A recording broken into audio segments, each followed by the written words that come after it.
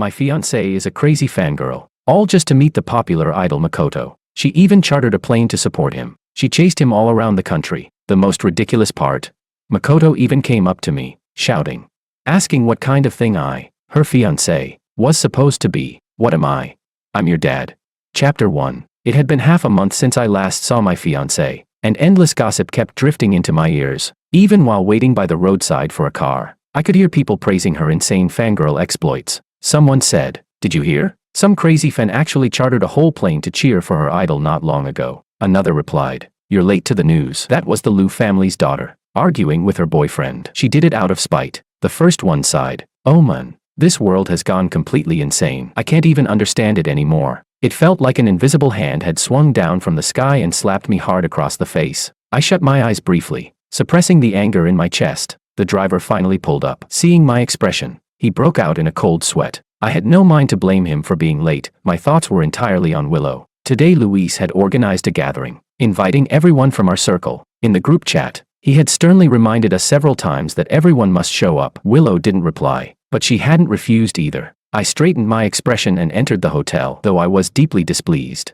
This matter would have to wait until after the dinner. Willow might be shameless, but I still cared a lot about saving face. When I reached the private room door, Maria's shrill voice came through. She said, "He's an actor. He has to fly around from set to set, and Willow keeps chasing after him. I heard he recently had a fallout with a brand over endorsement fees, and Willow begged several companies to work with him. She even had a huge fight with her grandfather because of him, and even said she wouldn't care if she were kicked out of the family." I pretended not to hear, pushed the door open with a blank expression. Seeing me come in, Maria immediately shut her mouth. She pressed her lips together and said, "George." I gave a small nod as a greeting. Tonight's gathering was a small one among insiders. The private room only had 8 chairs. Luis, the one who organized it, and Maria, who had just been gossiping, were already seated. 4 others were lounging on the sofa playing cards. The only one missing was Willow. I had barely exchanged a few words with Luis when Willow pushed the door open and came in. Half a month without seeing her, and yet Willow still carried that same air of aloof elegance when facing me. She sat down beside me, gracefully helping me rinse the cups and plates. It was a far cry from the image Maria had painted of her, recklessly chasing after idols without caring about anything else. I cast her a glance,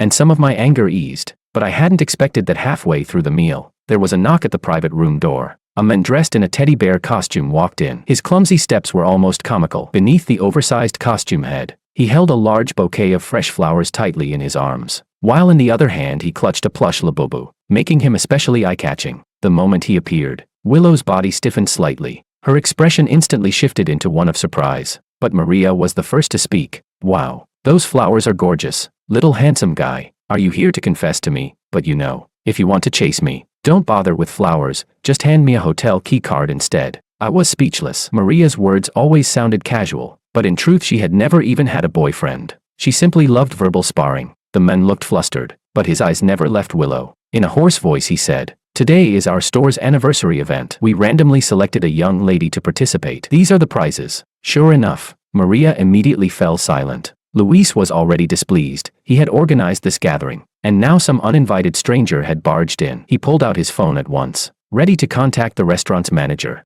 Just as the man was about to be left embarrassed, Willow suddenly stood up. She waved her hand and said, "All right, I'll participate." She didn't even spare me a glance before quickly following the man out. The whole thing happened so abruptly that by the time anyone reacted, the private room door had already closed. Silence fell instantly, the atmosphere frozen. Everyone turned their eyes toward me, studying my expression. I slowly picked up my chopsticks, reached for the pork knuckle dish that nobody had touched yet. I said, "This dish is pretty good." The moment I spoke, the tension in the room eased, and people rushed to agree with me. Maria blinked her eyes and said, "It is good. George, you should eat more if you like it. I can even learn how to make it for you next time." I set down my chopsticks and replied, "The dish is good, but I don't like eating it." The room sank back into that eerie silence. I no longer felt like continuing the meal, leaving behind just one sentence, "I'm leaving first." I walked out of the private room. Chapter 2. After I dialed Willow, the call was hung up. I stared at the text message she sent me. It read, "Hubby, I've got something urgent." I let out a short laugh. Urgent? Since when does playing cosplay with someone count as an urgent matter? I'd known Willow for 16 years. Calling us childhood sweethearts wouldn't be an exaggeration. After we came of age, our two families simply went with the flow and arranged the engagement. It was supposed to be a powerful alliance, and Willow had never objected. But now, pulling the stunt of meeting her true love, that was nonsense. I directly called her grandfather and explained the situation, with a bit of exaggeration on my end. Old Master Lou was so furious he started coughing repeatedly. After that day, I hadn't seen Willow for a long while, but I heard she was severely scolded by her grandfather. All the resources she had thrown at that celebrity were completely pulled back, and there was no more news about her and that star. My family was satisfied with this outcome, but I hadn't expected that someone dissatisfied would come directly to me. Every month I host a party, both to strengthen connections and to provide a networking spot. This month it was on a cruise ship. I rarely looked at the invitation list myself. My secretary usually handled it. But who would have thought? This time Willow's lover managed to sneak in. Inside the ship there was a bar. A few close brothers and I were watching scantily dressed girls dancing energetically on stage. The girls were barely in their early 20s. But even in such an environment the starlight in their eyes couldn't be hidden. I was enjoying the show when suddenly a thin man stepped in front of me. He said, "Mr. Wong." The moment I heard that voice, I recognized him. It was the man in the mascot costume from that day. He looked down at me with furrowed brows, his eyes filled with disdain and contempt. I was completely baffled. What the hell? Who the fuck are you? Can't you see you're blocking us? David, with his hot temper, had just been enjoying the show. He nearly kicked the guy aside. The contemptuous voice rang out. The man said, "I am Makoto." David looked at me, as if to ask, "Do you know him?" I shook my head. He glanced around at the others. After confirming that no one recognized him, David suddenly stood up, shoved him hard, and cursed. "What the hell is wrong with you? Get this clown out of here. Security." David hadn't really meant to hurt him. Makoto was only pushed back a bit. But clearly he wasn't one to back down. He swung his arm and actually managed to knock David over. I rubbed my forehead. David wasn't the type to retaliate over every slight, but he definitely bore grudges. This wasn't going to end easily. Sure enough, a few of my buddies beside me stood up, and David directly grabbed a wine bottle. Just as David was about to explode, Makoto sneered and said, "George, if something happens to me on your turf, Willow will hate you for the rest of her life." Makoto's voice was confident and arrogant, absolutely certain of his words. I almost laughed out loud. I couldn't care less whether Willow hated me or not, but I still held David back. If it came to a grudge, it wouldn't be good to drag Willow into open hostility with him. If they wanted to settle scores, better do it after we left the ship. Makoto had clearly come straight at me. After persuading David and the others to back off, I finally faced him directly. He stood there, half a head shorter than me, thin, with delicate features. Hard to imagine Willow like this type. "Must be the fan filter at work," he said. "Willow doesn't like you." I smiled. And then, as if he hadn't expected my reaction, Makoto froze. Then, righteously, he said, "It's all because of you." Willow was scolded by her grandfather. She was so upset, she suffered because of you. And yet you act like nothing happened.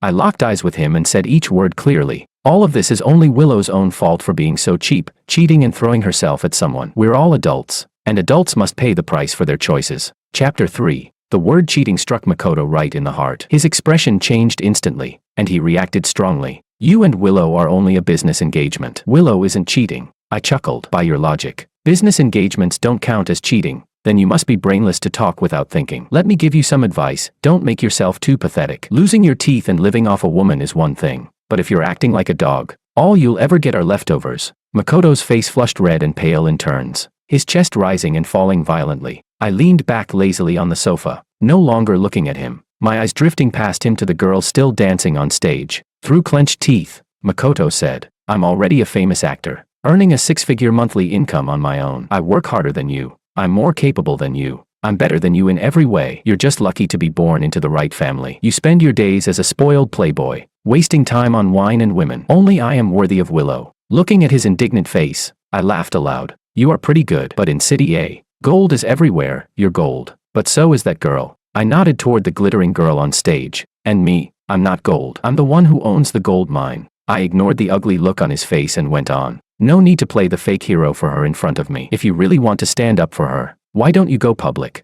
Announce it. Say that a business engagement isn't cheating, and that you two are true love." I sneered. "What's the matter? Why so quiet? Don't dare to. Afraid of losing everything you have now? Then it seems you're very clear about your own position. To be blunt, you've just had a few brushes with high society and you want to stay here, but you picked the wrong person. Your so-called abilities and your feelings for Willow are worthless to me. Power and money aren't transmitted like HIV through sex, and social class is an unbridgeable gap. The only reason you can stand here today is thanks to Willow. If Willow weren't my fiancée, you wouldn't even have the right to speak to me." Makoto's face turned deathly pale. His lips pressed into a thin line, full of stubbornness and fury. I rarely said words this cruel, but today I was too fed up to show mercy. Willow couldn't see reality, and had repeatedly humiliated me enough to make me furious. And now she even let someone come flaunting in my face, eat rice at the table, then chase true love after putting the bowl down.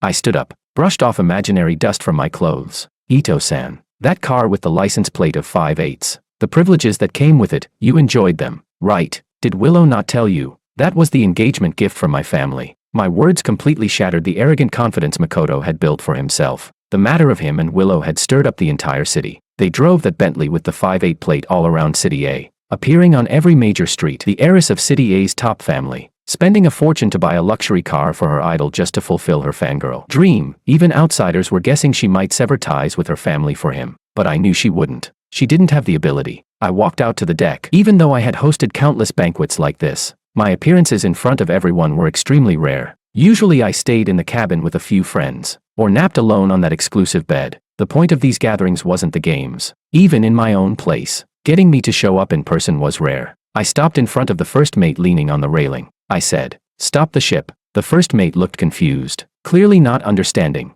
I said, "Turn back." After those words, I turned and went back to the cabin. The eyes of rich heirs and socialites all followed me. I could have just sent the captain a message instead of appearing personally, but I did it this way to show everyone my stance. My fiancée's lover had openly provoked me. Could I still keep hosting the banquet?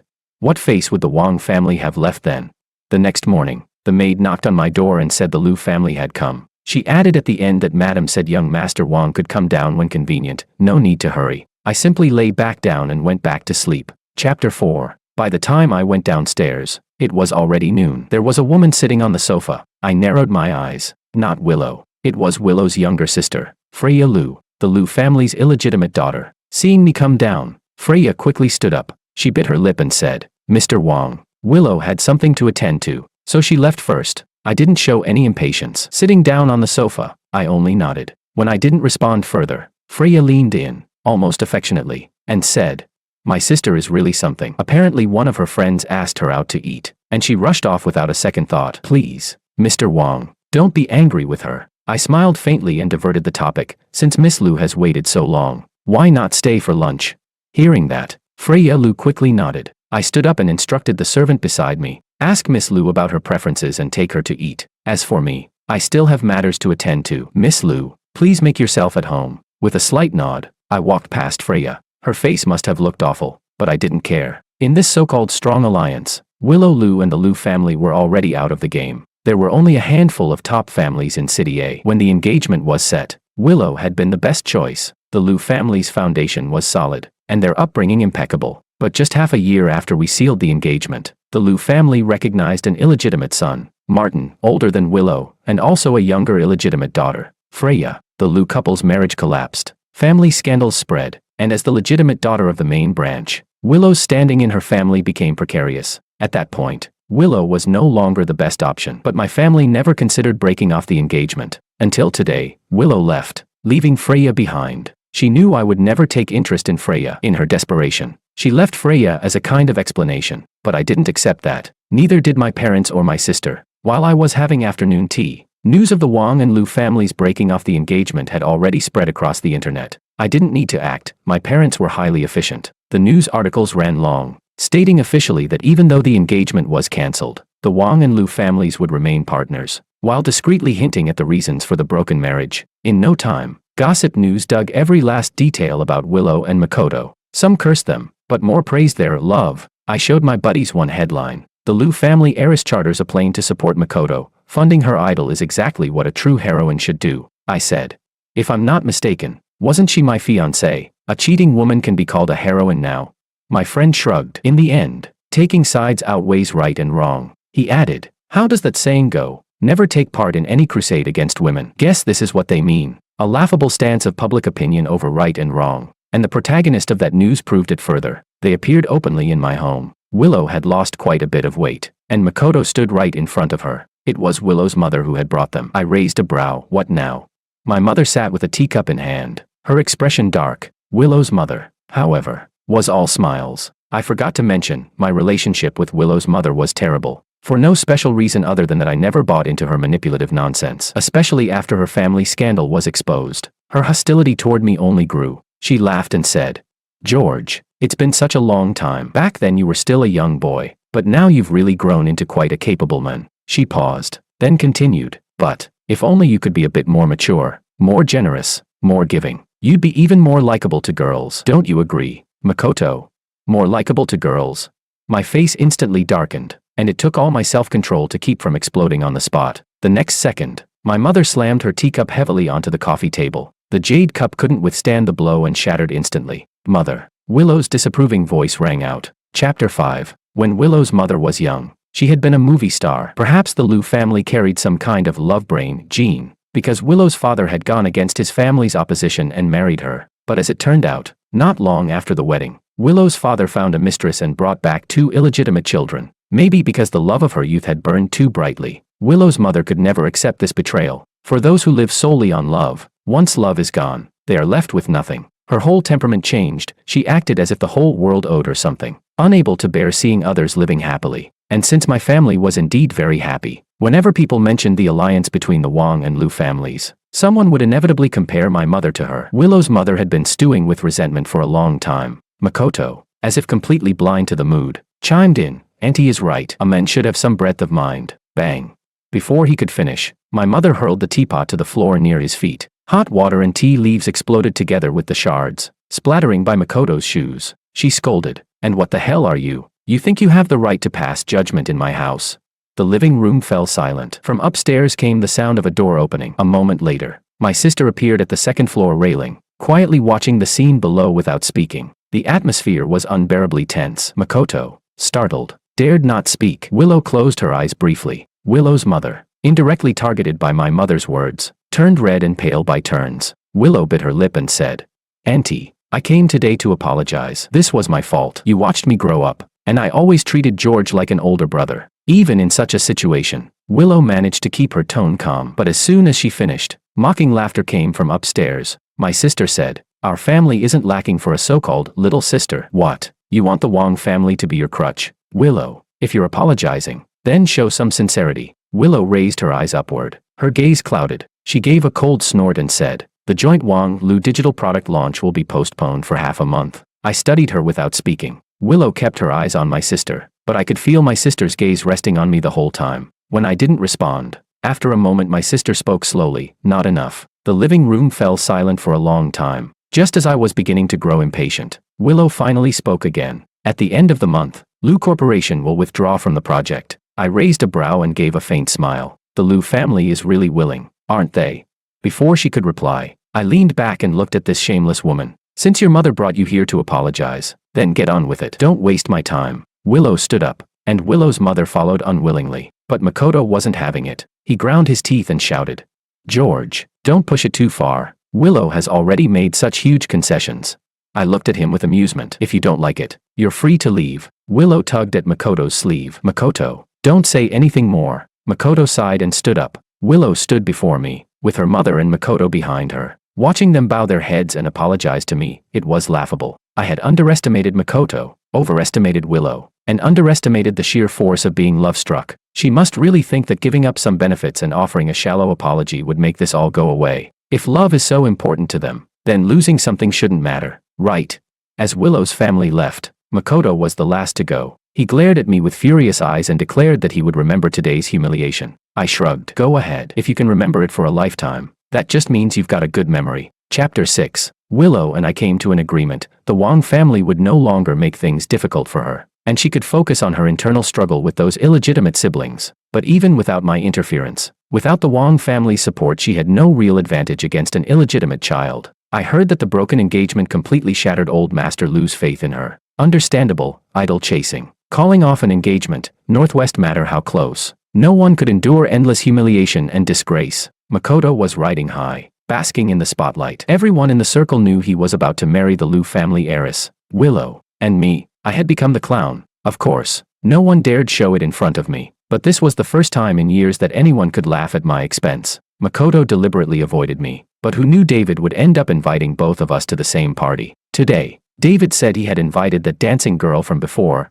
I was still a little interested in those starlit eyes. But as soon as I arrived, I saw Makoto in a suit. He was surrounded by people, clearly the center of attention, laughing so hard he couldn't even close his mouth. I was debating whether to leave when a hand landed on my shoulder. David leaned close to my ear and whispered, "Bro, tonight I'll get revenge for you." I frowned. "Don't." But before I could finish, David had already grabbed a bottle of champagne. He shook it hard with his thumb on the cork and aimed it at Makoto. He shouted, "Good evening, everyone. Tonight we're honored to have the male lead of Airplane Gate, Makoto Ito, gracing us with his presence. Let's all welcome him."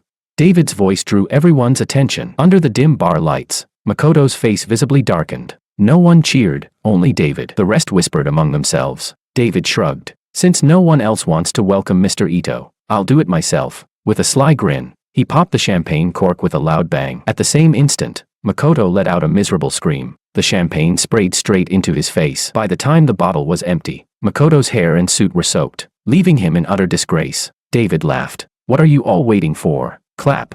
Stifling their laughter, the onlookers applauded. This had nothing to do with me. David had dragged me into it on purpose. Without hesitation, I turned to leave, but I had only taken 2 steps when gasps rang out behind me. The shattering of a glass bottle and the stench of blood filled the air. As the body was about to collapse, I rushed forward and caught her. Looking down, I saw those eyes filled with starlight. The owner of those eyes curved her lips, revealing delicate dimples. When I carried her into the car, I couldn't understand Makoto's twisted thinking. David had humiliated him, so why target me for revenge? If Anna hadn't rushed forward at that moment, the one with the shattered skull would have been me. And the more I thought about it, the less sense it made. Did Makoto even realize what kind of price he would have to pay if he cracked my head open? While Anna went into surgery for stitches, I sat down in the waiting area. My parents and David's older brother all arrived. My mother checked me from head to toe, while David's brother finally breathed a sigh of relief. I didn't have to inform them, something this big. Of course they knew immediately. David's brother came to apologize. Even though I wasn't hurt, it had all started because of David. As for the culprit, Makoto was sent to the police station along with David. For people like us, incidents were usually settled privately. Rarely did anyone actually get hauled into the station. I heard from my mother that Willow went to find Makoto. Even someone as hopelessly love-struck as her scolded him this time. For the Liu family, with their mistress scheming to climb into power, this scandal couldn't have come at a worse time. But Anna refused to settle privately. She insisted on pressing charges against Makoto. That was my stance as well. From start to finish, I didn't show my face again. That very day, I took Anna, stitches fresh in her head, and flew straight to Qatar. She had taken the blow meant for me. At the very least, I owed it to her to make sure she healed properly. Chapter 7. By the time I returned to the country, a month had already passed. Coincidentally, I ran into Willow and Makoto at the airport. I suddenly felt as if they were haunting me like restless ghosts. City A was such a big place, and yet here we were coincidentally bumping into each other. It looked like they were there to pick someone up. Willow's eyes fell on Anna, who was holding my arm. I glanced at Willow. If you stripped away the aura of wealth propping her up, Anna was in no way inferior to her. In fact, Anna was younger, with a better figure. Makoto looked at me like I had killed his father, fury bursting in his eyes. He wanted to lunge at me but let Willow hold him back, almost as if on purpose. Through clenched teeth, he spat, "George, you despicable coward. So what if you were born with a silver spoon in your mouth? You're nothing but useless trash. If you've got guts, face me head on. But no, you just hide behind others, pulling strings, scheming in the shadows. What kind of ability is that?" He went on. "You really think you're that great? What's there to brag about? Willow already told me everything. She always treated you as nothing more than a tool. Never once thought of actually marrying you, even if she had to go through with the engagement. She planned to have children with me and make you raise them." Willow's face flushed bright red. The idol she once worshipped now acted like a clown, flailing and shouting. It seemed her rose-colored filter was finally shattering. I laughed lightly. "Makoto, when you hold a position, you shoulder its responsibilities. Not everyone is as shameless as Willow, living off others and still daring to curse the hand that feeds. And if you two actually had a brain between you, you'd ask yourselves, am I really the tool, or is she the Liu family's engagement tool? Remember this, Makoto, I only talk business, never feelings. So here's a piece of advice, a simp ends up with nothing in the end. You. Makoto choked on his words, while Willow kept her lips pressed tightly shut. I knew Makoto would never believe me. Love, more than power, intoxicates people, but once passion fades, how many can truly keep their original devotion? Right now he was only out on bail, reporting to the police station every single day. I ignored them and walked toward the exit. As I passed Willow, I heard her call out to me, "George, have you been doing well lately?" My steps halted. Even if we hadn't seen each other for half a year before, Willow had never once asked me how I was doing. I turned my head slightly, looked at her face, and spat out the words slowly. Go fuck yourself. Then I dragged Anna, tense as if facing enemies, away with me. Behind us, Makoto's furious roar echoed through the terminal. Slutty women really couldn't stop debasing themselves. Originally, Anna and I had planned to stay longer in Qatar, but my sister said the Liu family's internal war was reaching a fever pitch, and that my return now would add fuel to the fire at just the right moment. My people had been monitoring every move within the Liu family. Now Willow had the support of Old Master Liu and some of the branch families. Meanwhile, Martin and Freya had Liu father behind them. They had already resorted to bribery and all sorts of shady tactics, and somehow maintained a fragile balance of power. If I threw in some fuel now, the blaze would grow even hotter. At Qihang, I'd always held the title of president. Over the years, the company had developed decently, but it was still far from the level of top-tier corporations. Still, I was willing to wager everything Qihang had. I threw my support behind Martin and Freya. The day the news was released, the house phone didn't stop ringing. The Wang and Liu families were both industry giants. Other companies were all probing, wondering if the Wang family had switched sides and started backing someone else. My parents had already gone abroad, so the phone at home was only answered by the servants. I heard Willow went to see my sister. Less than half an hour later, she came out looking grim. I could easily guess what they talked about. My sister probably just deflected, making it unclear what I really intended. Plenty of people had long wanted to meddle in the Liu family's internal war, but none dared to pick a side, choose wrong, and retaliation would cost them dearly. By firing the first shot, I became the early bird, and suddenly countless companies rushed in to pile on support. The Liu family descended into even greater chaos. Old Master Liu wanted to end the civil war, but the arrow was already knocked on the bow. It could not be pulled back. Everyone knew Martin was greedy, lustful, and useless, while Freya was short-sighted, constantly making blunders. But no one was naive enough to actually want the Liu Corporation to thrive. After half a month of infighting, the illegitimate siblings already showed momentum of overshadowing Willow. When the timing felt right, I released the news that Makoto had smashed a bottle and injured Anna. Anna was a top star, with a massive and fanatical fanbase. Coupled with the recent hype about Makoto and Willow's so-called love story, the internet exploded within half an hour, digging up everything about them. Online, waves of scolding flooded in. Before the PR team even reacted, Liu Corporation's stock price had already plunged. Anna's fan power was even stronger than I had imagined. As I looked at the news of Willow and Makoto being pushed to the top of trending searches by angry fans, the beauty in my arms pouted and complained. Gio, you can't just use me like that without giving me something in return. I expect payment. Anna was like a seductive fox spirit. Her temple tattoo used to cover a scar, only making her look more sensual. In those eyes I loved most, there was nothing but dependence and adoration, though who knew how much of it was real, but I didn't care. Chapter 8. Rubbing my sore waist, I let out a sigh. Youth really was something enviable. I secured 2 lead roles for Anna, and her happiness made me happy too. Anna was a clever woman. She never once claimed the identity of my girlfriend. Aside from being a bit wild when playing around, I was more than satisfied with her. Willow's reputation had collapsed because of Makoto, and she was further pressured step by step by the illegitimate siblings. Under the weight of public opinion, even Old Master Liu had no choice but to abandon Willow. Martin became the heir. As soon as Martin took the seat, Freya immediately began clearing out the remnants of Willow's faction. It was a risky move, but for long-term survival, it had to be done. Yes, that was my idea. For a while, the Liu Corporation was full of resentment. Many veteran executives were driven out in the most humiliating of ways.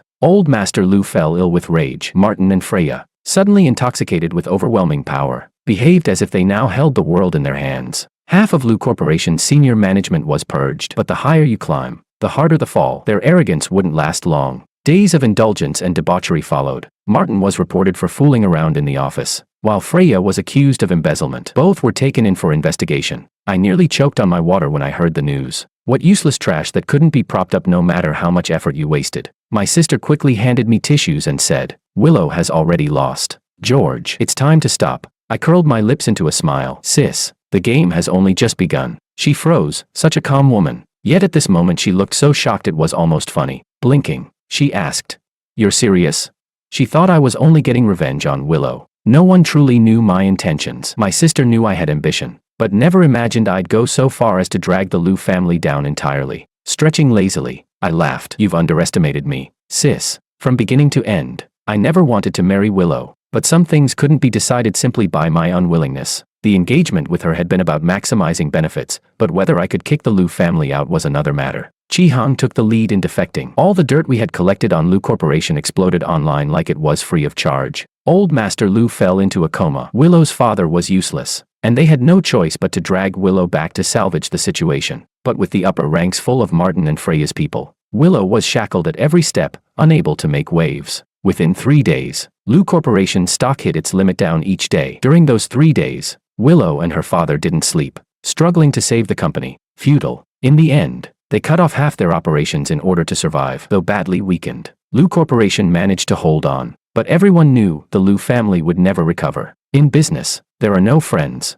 only interests. Now Lu Corporation was just a piece of fat meat, waiting to be carved up, and I was the one who ate the largest piece. On the day I seized Lu Corporation's core project, my father held a company-wide celebration in my honor. The entire company shut down, and tens of thousands cheered for me. Since the founding of the Wang family enterprise, only I had ever received such an honor. A person may live for only a handful of true moments, but my moment would never be standing in a church, saying "I do" under the gaze of a priest. After the celebration, my father gave me a Rolls-Royce. I had several luxury cars in my garage already, but this one was different. It was a black Rolls-Royce, with City A's 58 license plate. What can I say? A good car should be driven by me. Good things should be kept for my own enjoyment. I don't need any so-called powerful alliance. I alone am enough. I love power, and I love money, but even more, I love success. That feeling of standing high above, ruling over everyone, that is what intoxicates me. People like us would never be entangled in petty love affairs. Of course, except for those hopeless love brains. Extra Chapter 1.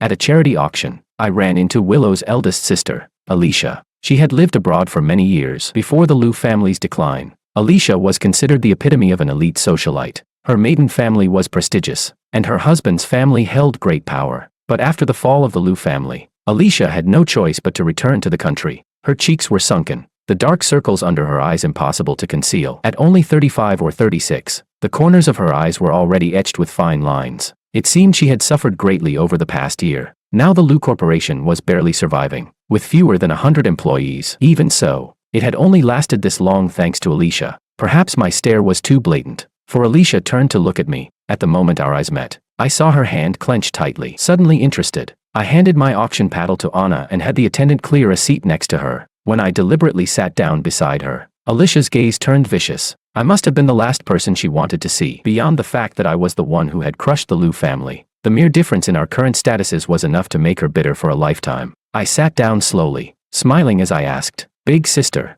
how have you been lately?" Her voice was low and seething with anger. She snapped, "Don't call me sister." Chin raised, head tilted away. She refused to look at me, so haughty, so self-righteous. The Lu family members were always like this, unable to see things clearly. I chuckled. "You're right. I shouldn't call you sister anymore. Your current status." I looked her up and down, then gave a faint smile. "Isn't worthy," she shouted.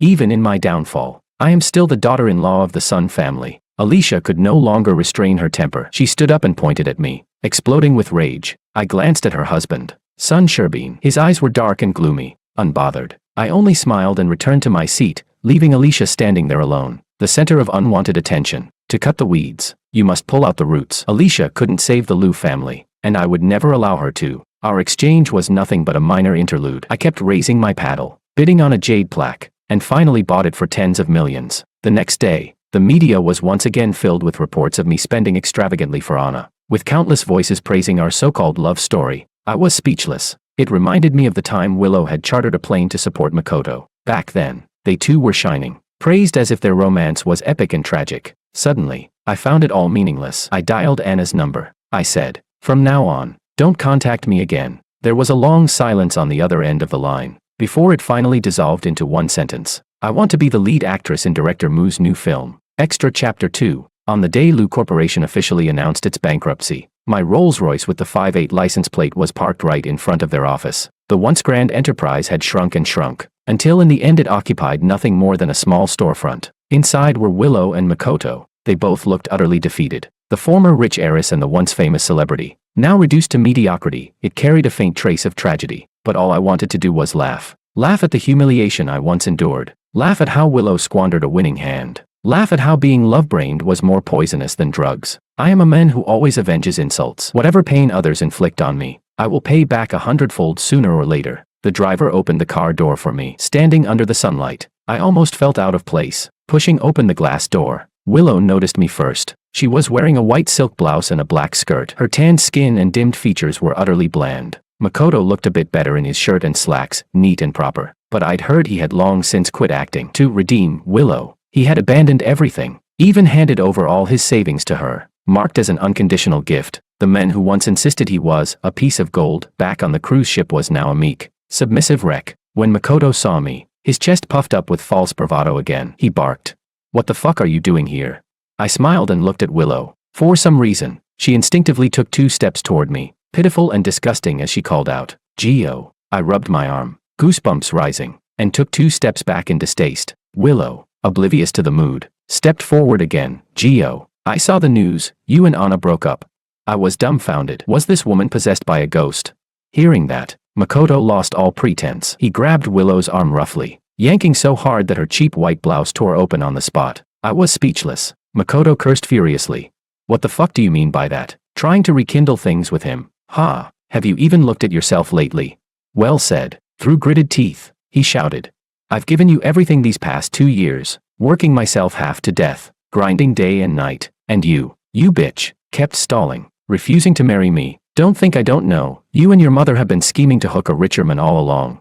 Makoto's brute force was overwhelming. In no time, Willow's clothes were ripped to shreds. In front of everyone, Willow's face turned bright red. She flailed, trying to cover herself, but how could she possibly resist Makoto's frenzy? Within moments, only scraps of cloth hung loosely on her body, barely concealing anything. Finally, just as Makoto lost all control, Willow raised her hand and slapped him hard across the face. Smack. Her hair in disarray, she clamped her hands around his throat, shouting, "If not for you, would I have ended up like this, you bastard?"